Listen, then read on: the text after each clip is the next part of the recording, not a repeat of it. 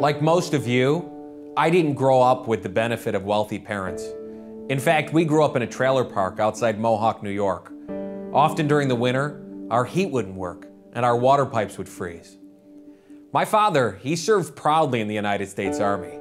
After his tour of duty, he'd go on to obtain his associate's degree from Mohawk Valley Community College before starting a job at the Utica Transit Bus Company.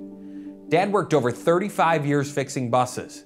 See, Dad didn't have the most prestigious job in the world, but he definitely had one of the most important ones. Even when Dad became ill with lung cancer in 2012, he still got up and went to work every day because that's what heroes do. Dad said, if I don't go in and get the buses fixed, people don't get to their jobs, and they depend on me for that.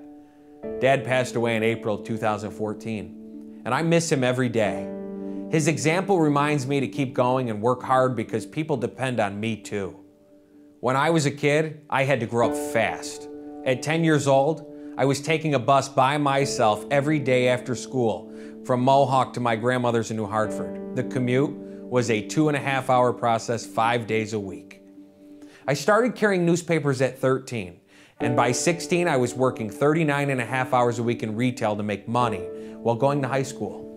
While attending college at 18, I started a cleaning company, and by 20, I had 10 employees and was traveling all over the state providing services to my growing list of customers. A little less than 2 years later, a large retailer put my company out of business when they failed to pay thousands of dollars for services that we provided.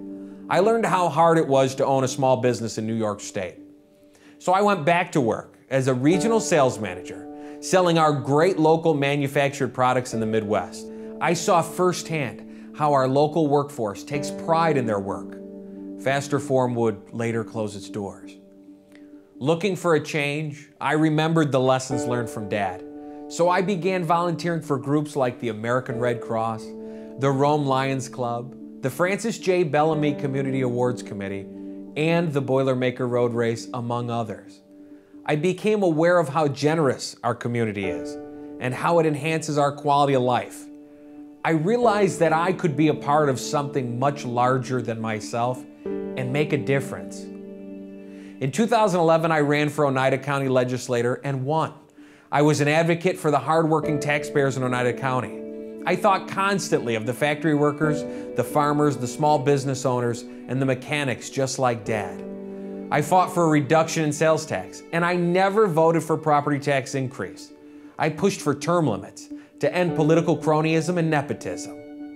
On May 29, 2013, baby Levon Wamling went missing. His father, Javon Wamling, didn't report him missing for 2 weeks.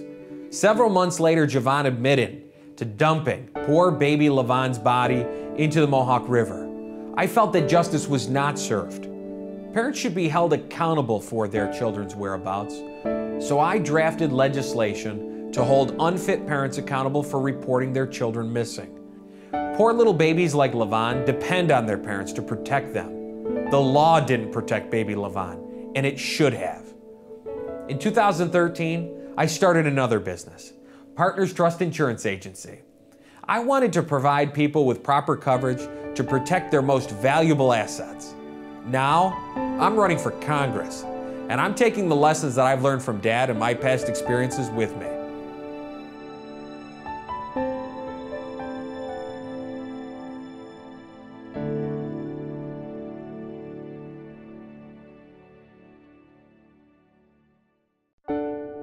Hey kid, you're gonna make it someday. I'm Dave Gordon, and I approve this message.